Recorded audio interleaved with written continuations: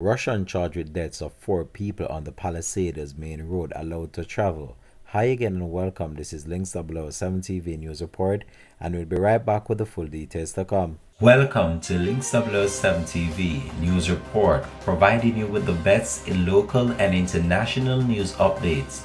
This is a place where you can get the most reliable and informative news information. Links 007 TV News Report. Welcome back and thanks for joining us. This is Links 007 TV News Report. Russian Alexei Zayasev, who is before the courts for the December 2022 deaths of 4 people in a motor vehicle collision on the Palisadoes main road in Kingston, had his bail condition verified by the Supreme Court on Thursday, allowing him to travel out the island for a month to seek medical attention.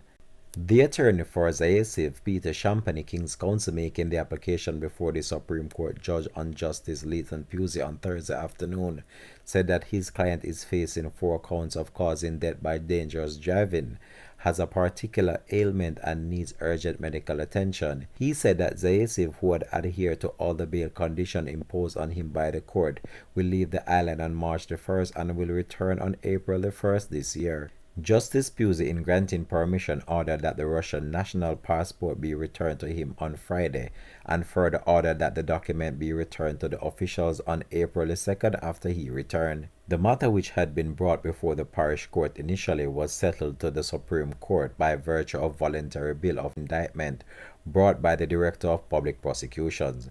Zayasev had been out on bail to the tune of $500,000. Those killed in the incident were Rosemary Roberts Banton, age 57, Zachary Hislop, age 18, a taxi operator who goes by the name Delaware Grant, age 53, and Camille Stevens Grant.